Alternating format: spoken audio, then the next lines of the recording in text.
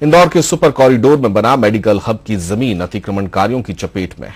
ये वही जगह है जहां टीसीएस और इन्फोसिस जैसी कंपनियों को जमीन आवंटित की गई है।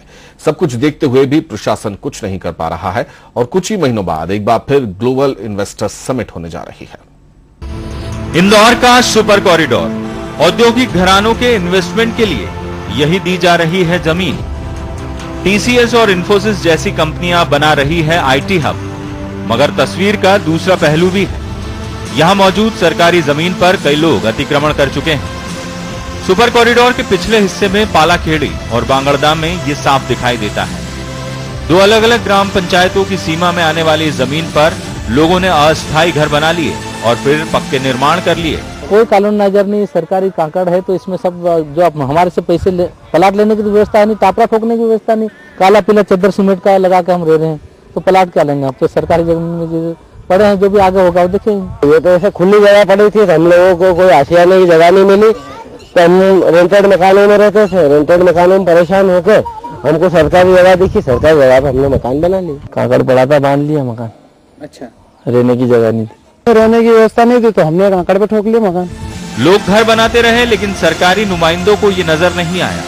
उस वक्त भी नहीं जब टीसीएस और इन्फोसिस के भूमि पूजन समारोह में खुद मुख्यमंत्री यहाँ पहुंचे थे। ऐसा नहीं है कि ये अतिक्रमण रातों रात हुआ हो, बल्कि सालों से लोग यहाँ रह रहे हैं। यह तो 3-4 साल हो गए, यहाँ मेरे को करीबन 7-8 साल हो गए।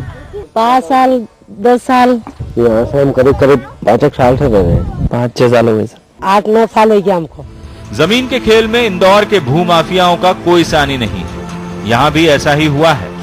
सरकार जब किसी क्षेत्र विशेष को विकसित करने की योजना बनाती है तो सक्रिय हो जाते हैं भूमाफिया, जो पर्दे के पीछे से काम करते हैं और आगे रहते हैं दबे कुचले असहाय और जरूरतमंद लोग, जिन्हें एक अदद आशियाने की जरूरत होती है। भूमाफिया जानते हैं कि कुछ सालों बाद इन्हें मिलेगा सरकारी पट्टा और सरकार खुद आगे बढ़कर देगी मुआवजा।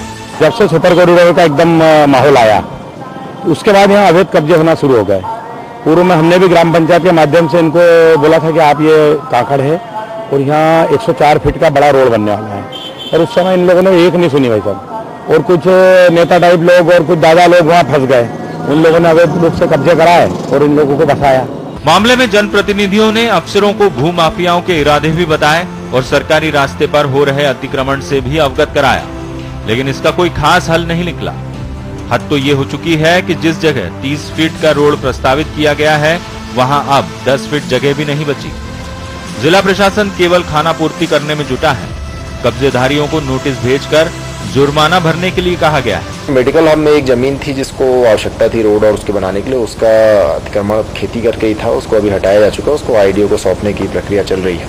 इसके अलावा जहाँ जहाँ पे रोड पे जैसे जैसे प्रोजेक्ट्स हम लोग लेते हैं उसको हटाते भी जाते हैं, और ये हम लोग लेकिन इस पॉलिसी पे चलते हैं कि अगर कोई अतिक्रमण हटा रहे हैं तो साथ साथ उसके पीछे कोई विकास कार्य भी जुड़ा होना चाहिए, ताकि केवल मात्र हटाने के लिए ना हटाया जाए।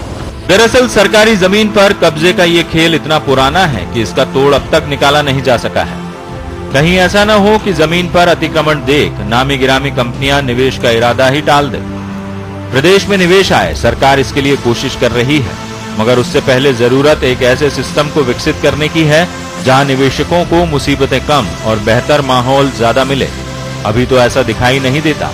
वसीम अहमद, बंसल न्यूज, इंदौर।